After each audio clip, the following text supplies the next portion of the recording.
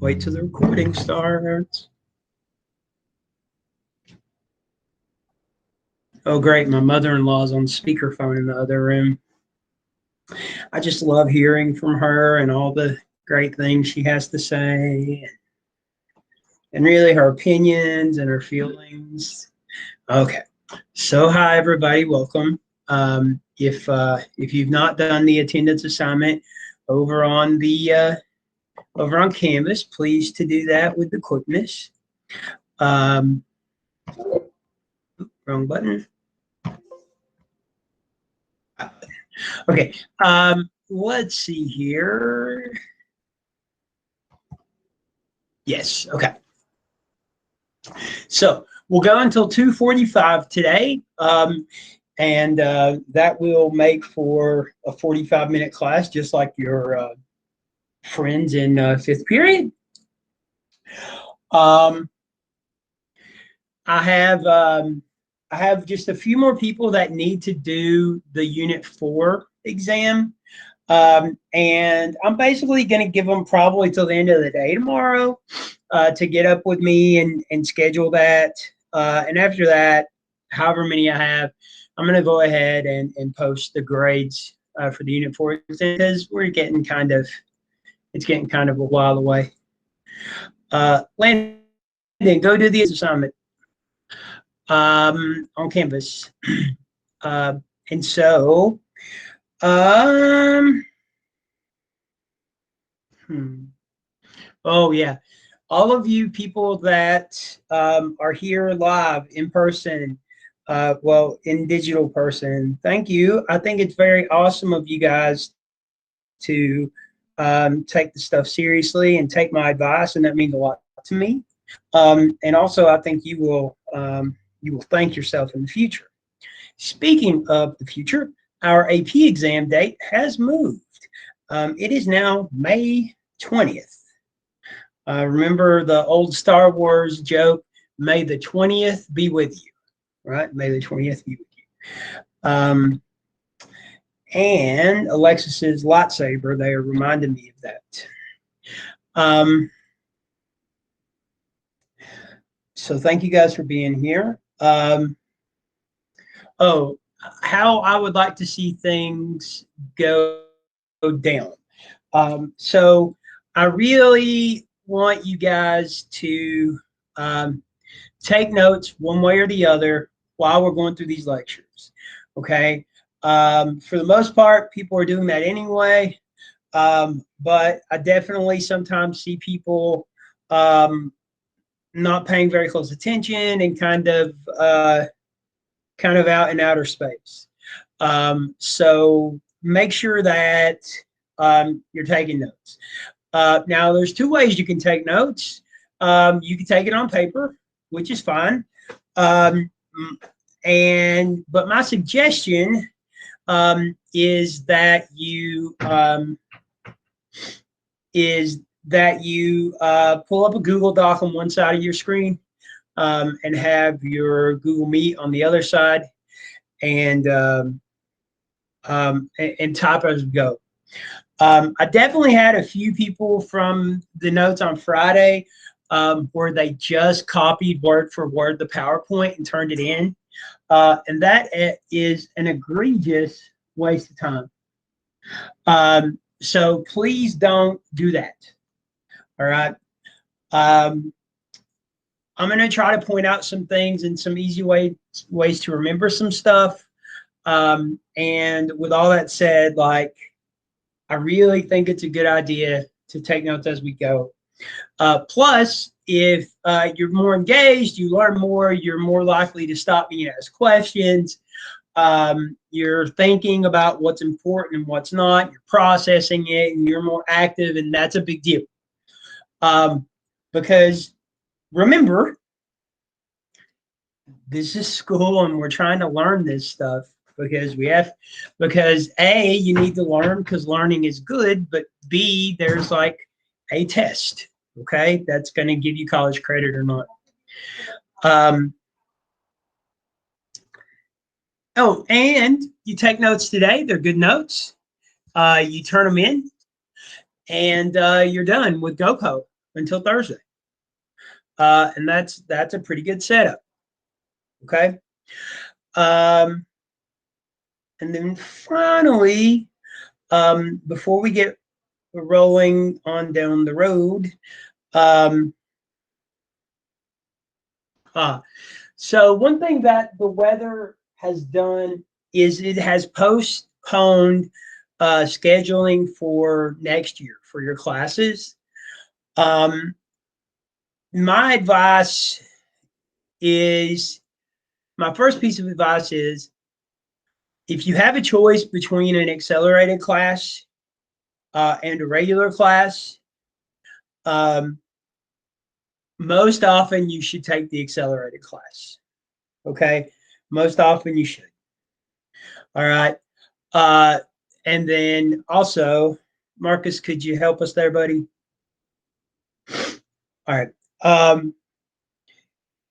There might be a situation like I couldn't have taken an accelerated math class. That's just not something I could do. Okay. And so you guys know your way around that. And then, but most often than not, you should take the accelerated option or the honors option. And then that gets us to social studies. So there's such an awesome, good-looking, young, full head of hair teacher that teaches this class called AP World History. His name is Herbie Brock. And so, of course, I want you all in my class. But more importantly than that, I want you guys in the class that's right for you. All right. If you have an A or a B in GoPo, no question, take AP World. It's more interesting. You'll learn more. It counts for 2 college credits, whereas GoPo only counts for 1. And definitely, if you have an A or a B in a GoPo, you're probably on track to pass the GoPo exam. And then you should definitely take AP World. There is no accelerated world history. It's only regular world history and AP World History. If you're struggling a little bit, if motivation's a problem, responsibility's a problem, and maybe history is just not your thing, then there's also a very good-looking teacher who teaches regular world history, which is me as well. And Miss Robinson, who is a much better teacher than me, also teaches world history. So, so you can't really go wrong. But, you know, if you feel like you're on track past the GoPo exam, you really should consider taking AP World. And of course, it's different for everybody, but just consider it.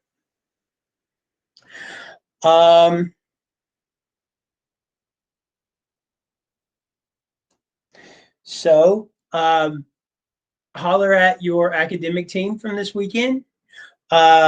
We did pretty well. Let's see here. Your boy Landon down there is going to state in Arts Humanities. And by going to state, I mean taking a test in his bedroom in a few weeks. And but yeah, way to go, academic team. That's another thing a lot of you guys should consider. Academics it's not a giant commitment, and it's fun. Well, in a normal year, it's fun. Especially if you guys are not doing a ton of stuff extracurricularly. It's a good thing. Okay. I think that's everything. Let's talk about the president. Okay, hang on.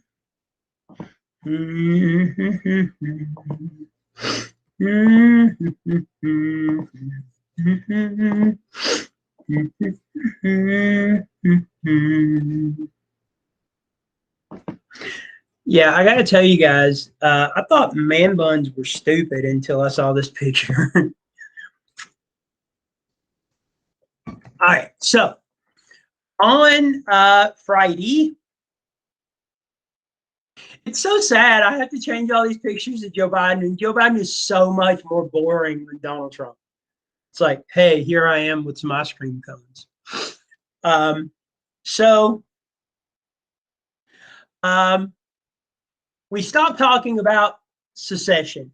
So what happens when a president does not want to or cannot continue being president? Okay. We've always known that if the president dies, the vice president takes over. But what if the vice president can't take over? Nod your head if you can see Richard Nixon on the screen right now.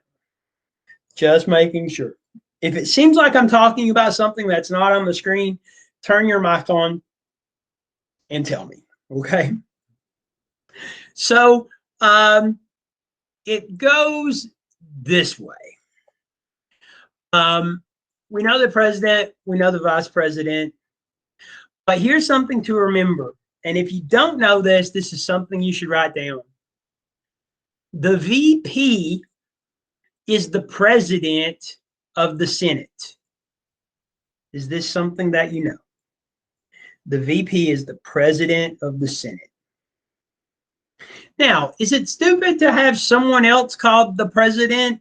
Yeah, it is. But they are the ones that sit in front of the Senate and says, you shut up, you talk, this and that, right? They run the show. In a way, they're the Speaker of the Senate, right? And hopefully I've said something along the lines of, the only job of the vice president is to stay awake during the Senate and stay alive in case the president does.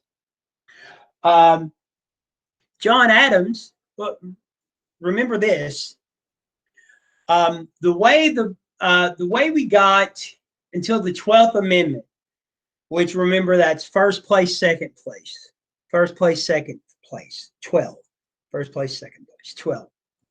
Until the 12th Amendment, the person who got the most electoral college votes was the president, and then the person who got the second most was the vice president, which is kind of a neat idea, but it sucked, right? And so your boy John Adams, the guy that founded this country, the real true father of the United States of America, the guy that said, hey, stupid Thomas Jefferson, write this daggone declaration, that guy. So he lost the first election to your boy George Washington. And somebody asked him how he felt about being, how he felt about the office of the vice president. And he said, it's about the equivalent of a warm jar of pee. Except he said the word because he's a grown man and he can curse if he wants. And so that's a really famous John Adams quote. The job of the vice president is about worth as much as a warm jar of pee. Now, the vice president that we have right now is pretty important. Number one, Joe Biden is 179 years old. He's likely to die, and our vice president is likely to be our first female president. So woot woot to you feminists. Okay. She's also very important because we have 50 Republicans and 50 Democrats. And Kamala Harris is the tiebreaker vote.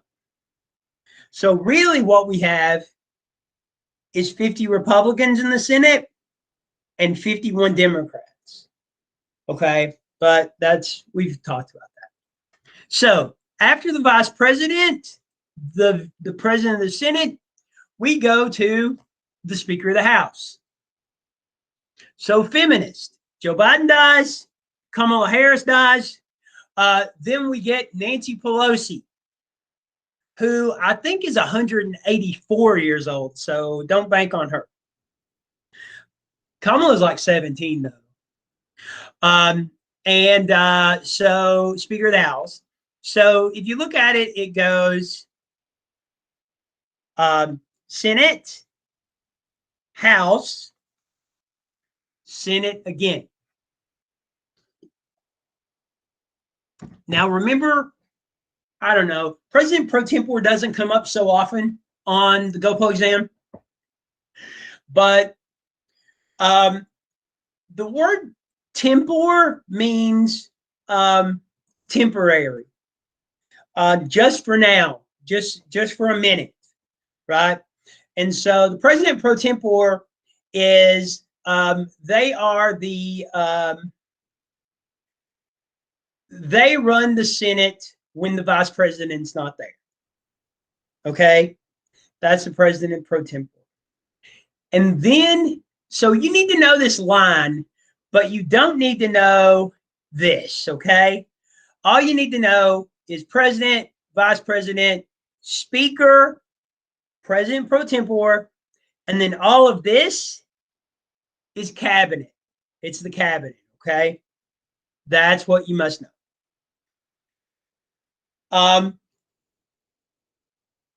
And some trivia for you.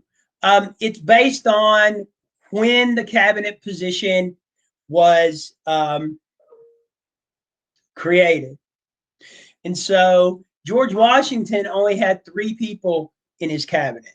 He had a Secretary of State, he had a Secretary of the Treasury, and he had a Secretary of War. And today that's the Secretary of Defense. State was Jefferson. Treasury was Hamilton. And then War, I think, was John Knox. I think that's who it was, John Knox. Fort Knox is named after. But you just need to know it's then the cabinet. It's in the cabinet. All right. So, impeachment slide that I literally had to update Friday. Impeachment doesn't mean fired. Impeachment just means, hey, we're going to put you on trial.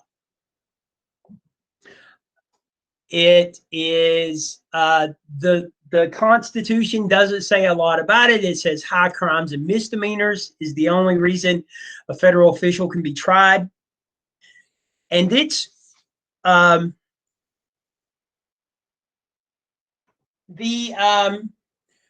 usually not surprised by what goes down in the government, but the small number of impeachments that we have had in the United States baffles me, because if you think about it, anytime we have the opposite party in control of the House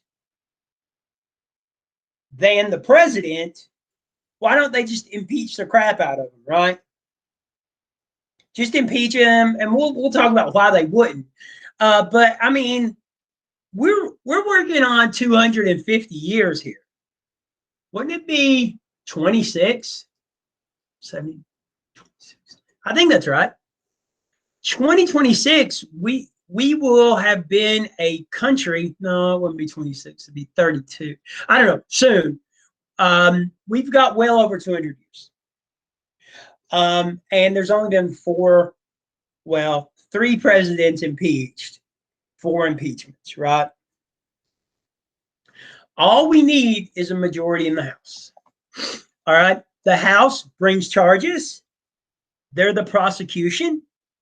The president hires their own lawyers as the defense.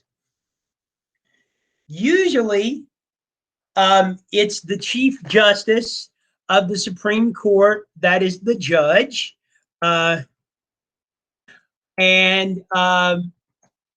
This past,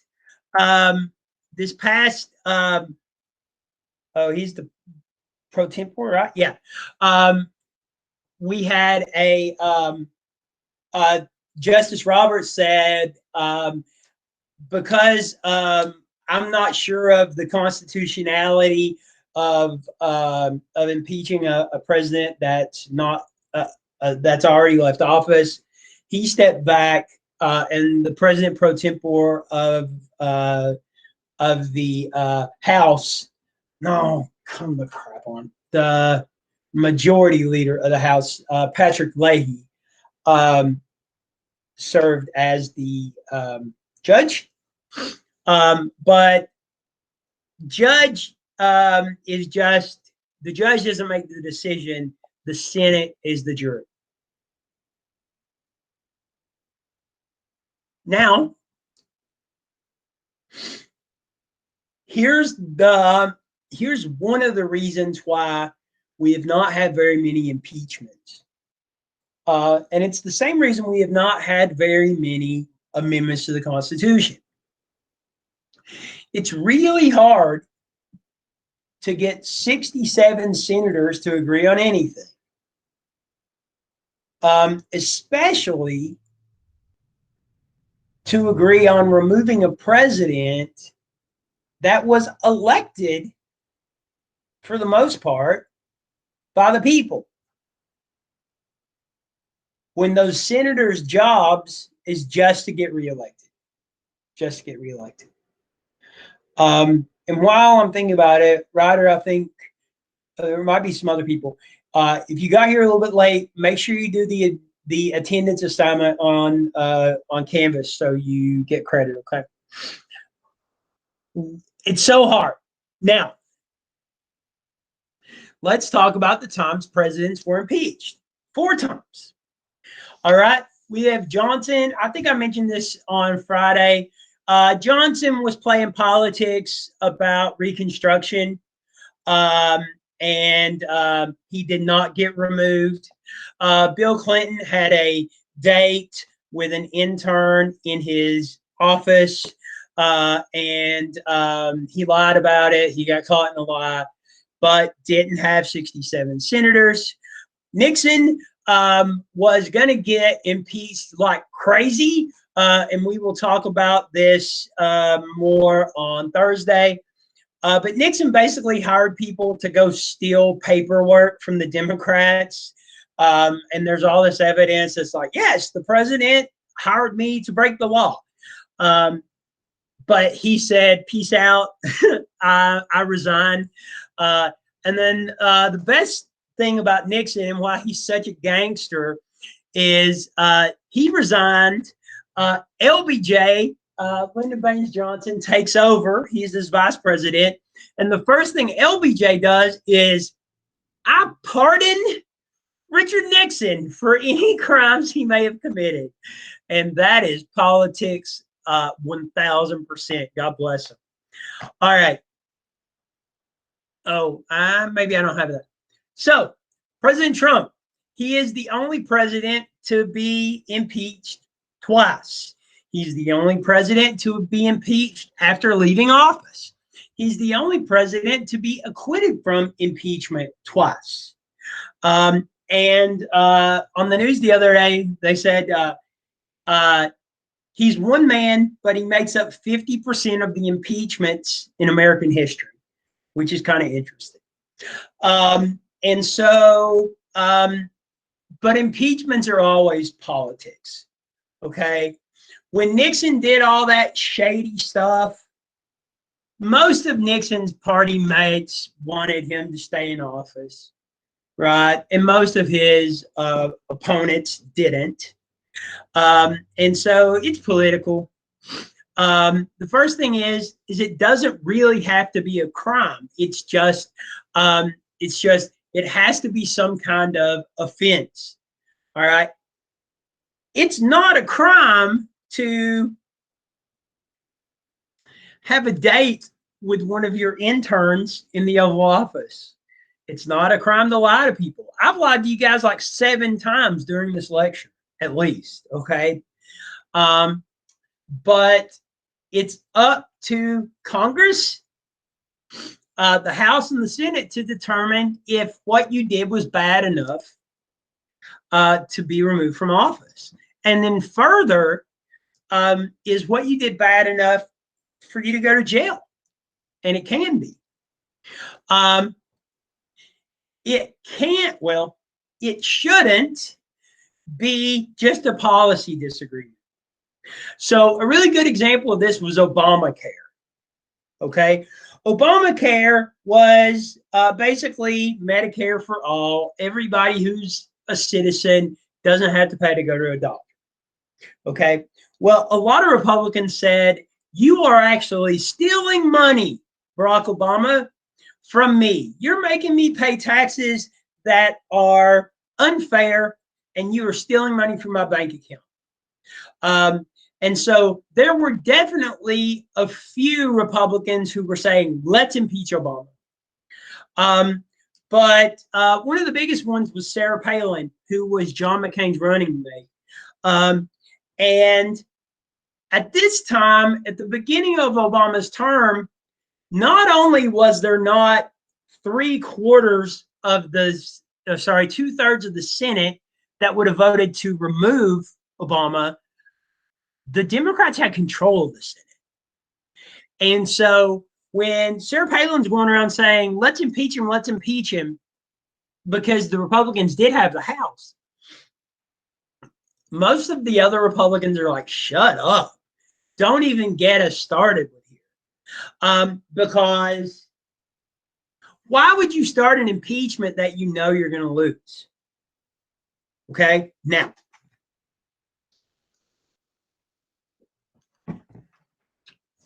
why would you start an impeachment you know you're going to lose? Remember, everything about this class is politics works this way before 2016. Everything check, check, check. Everything is nice and perfect. And then Donald Trump. Everything changes with Donald Trump. So the Democrats twice impeached him knowing they would not remove him from office. Why? Because Donald Trump is a very polarizing person. You ever met somebody that's like, Donald Trump, I guess he's all right. Or, have you?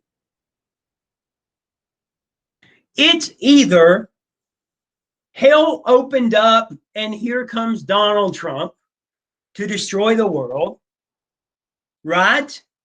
Or heaven opened up and down comes Donald Trump to save the world, right? It's one of the two things. And so it's a pretty calculated move, whether or not you're going to impeach a president. And most of the time, you're not going to impeach a president when you know you're going to lose.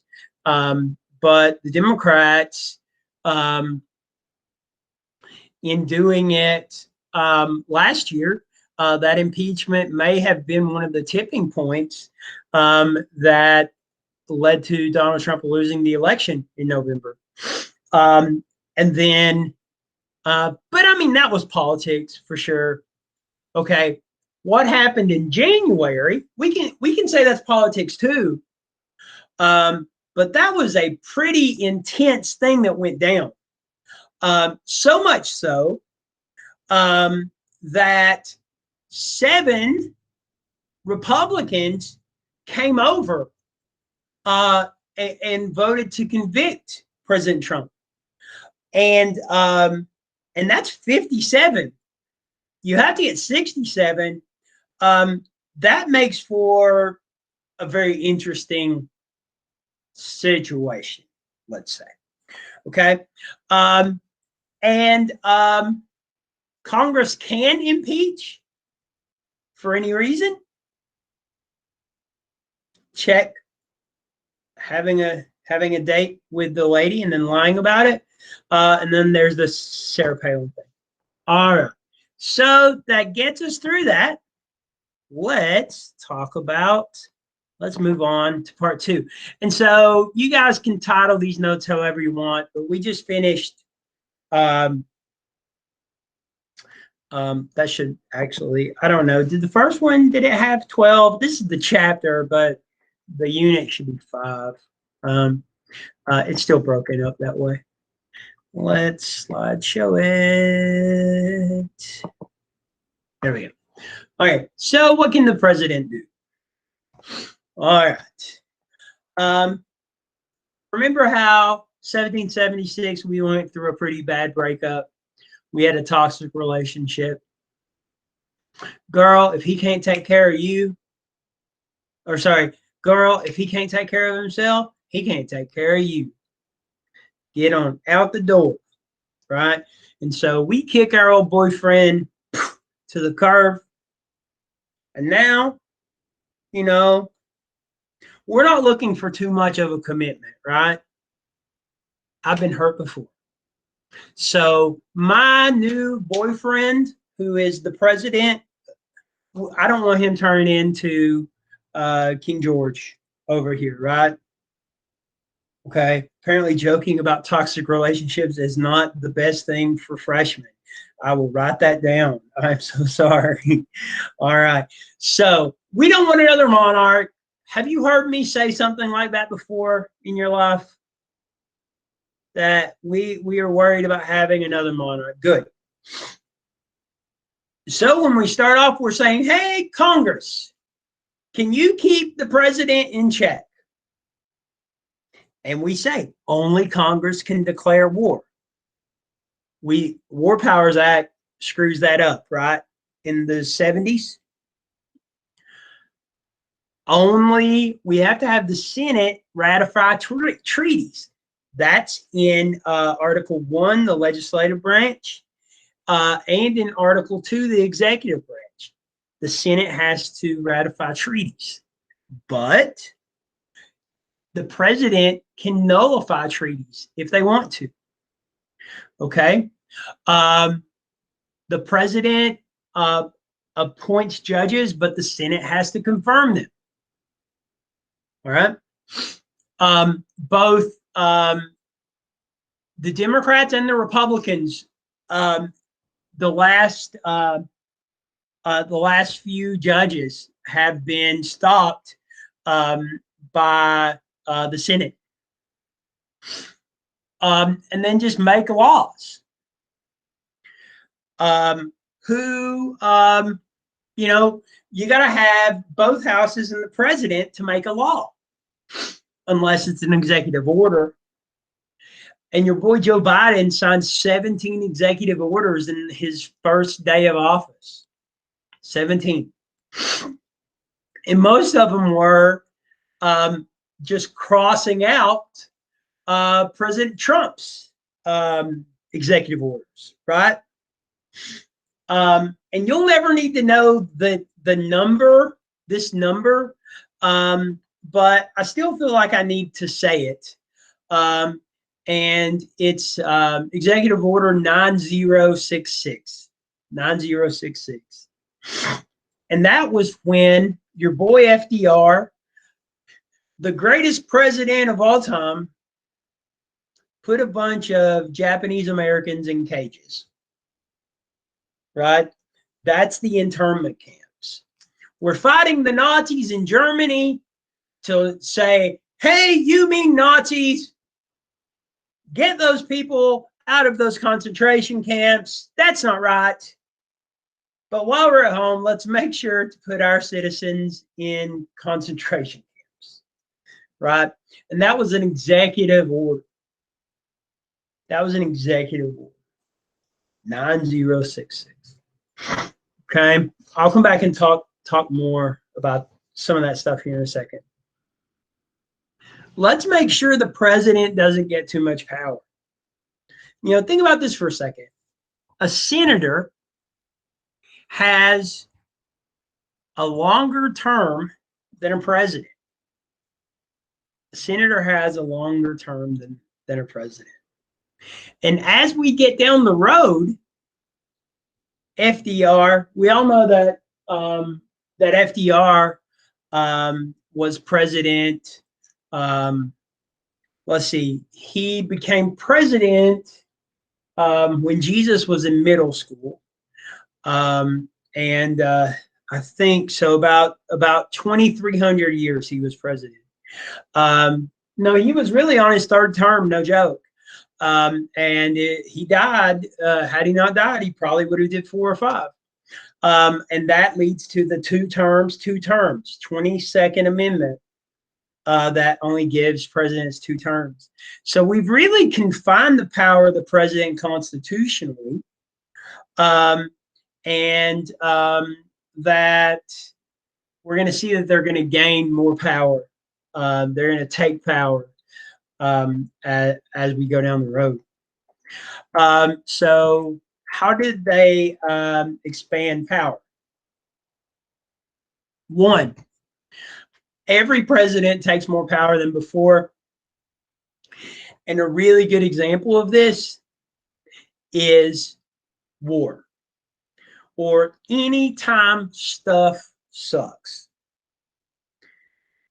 Nod your head if, not bang your head, Emily, just nod your head. Okay, it's cool. Nod your head if you've heard me say that Lincoln suspended habeas corpus during the Civil War. Thank you, because he did. I think I said that on Friday.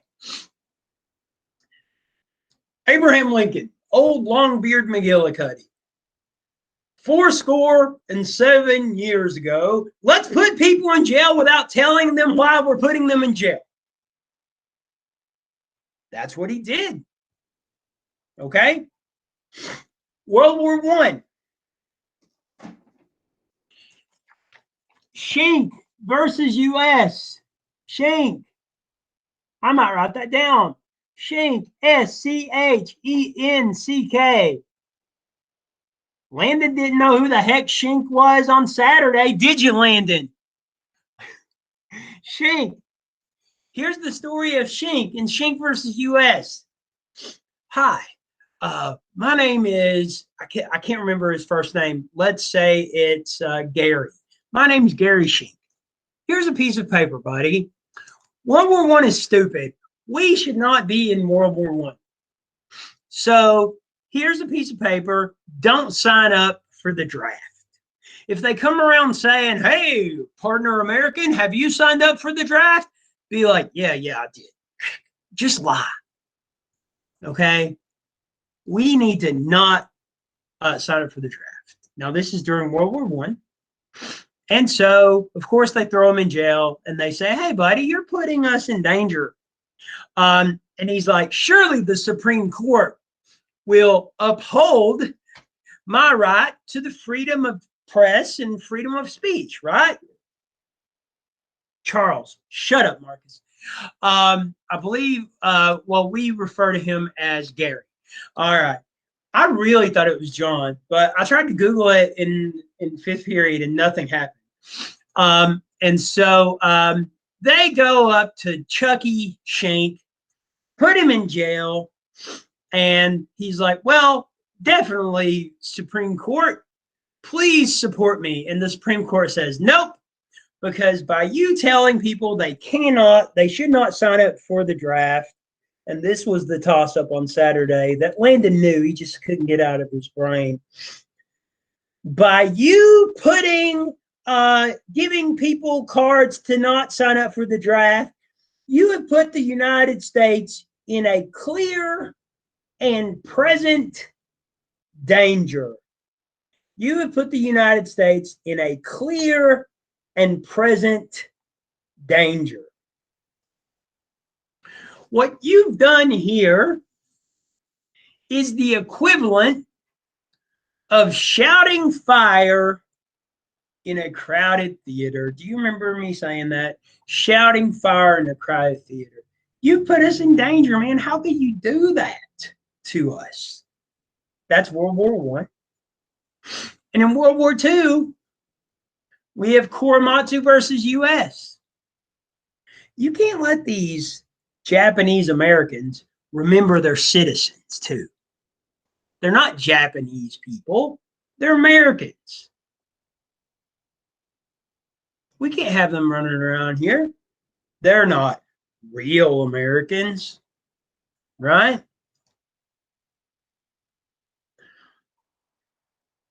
That's World War II. Remember the Patriot Act? The Patriot Act after 9/11? Can I go and check out Mr. Brock's library records?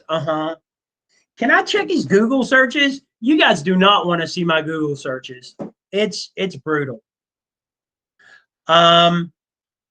It's not that bad actually. It's mostly how do I cheat at downloading PS3 games, which is illegal, I guess. But they could do that, right? Why? Because we're in a time of fear and of war. All right. It's probably not the. No, let me think. Could Andy Bashir tell me my church can't be open?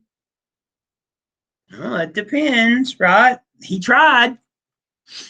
Why? It's a time of great worry and fear.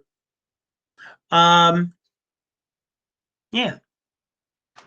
And if you think about it, like even leaders at like local levels, like, well, we said that about Andy Bashir. Superintendent Ms. Ballinger told the kids not to go to school today. The buses shouldn't be out on the roads because it's a dangerous time. Okay. Wilson and FDR are going to, Woodrow Wilson is going to come up with the 14 points that basically puts a lot of, the president gets a lot of power in the economy. FDR does it. It's called the New Deal, where he hires a bunch of people to work for the federal government. And we talked about the stimulus checks earlier.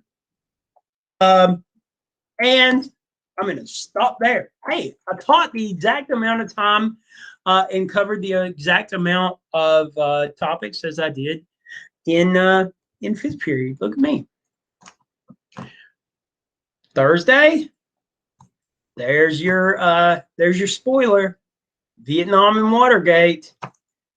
It will be the first day of every lecture. I will say Vietnam and I will say Watergate, because those two things make things. So you guys are awesome. You came to class. Now, if you are watching this lecture recorded because your power was out, or because there was a nuclear holocaust, or anything else. Oh, speaking of nuclear holocaust, this guy FDR microwaved 2 cities in Japan. Do you remember this? Yeah, he did. No, not FDR. FDR's dead. It's Truman. Was he a true man to drop those bombs? Who knows, right? People still have like super cancer. They made there's a spider dog walking around in Hiroshima today. It's true. Spider dog does whatever a spider dog does. But yeah, that's a lot of power to give the president. But yeah, if you are not, if you weren't here for legitimate reasons, then that's okay. Thank you for coming back. Make sure you do the attendance assignment too. But all you guys for coming out during sleep apocalypse that's going on. You're awesome people. Hopefully I'll see some of you in class and online and all that stuff in the future. In the next coming days. Remember, I greatly appreciate emails. When you send me an email, it means you care. Sharing is caring. And yeah, good people. So if I can help you, let me. And I'm always happy to see you guys, even if it's this weird kind of thing. Okay, I'm gonna go play Skate 2 for PS3 on my laptop, and think about all the great kids. If you've not taken the test, send me an email too. Okay, all right, bye. We all waved bye while we left the class. Hey, Brock. Hey, Marcus.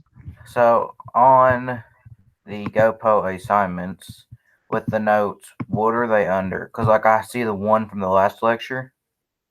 Is that the only one we're supposed to do? No, I got to open the one for that's due on Thursday. I just did. Okay. It's notes from the 215 lecture. Have a nice day. All right, later.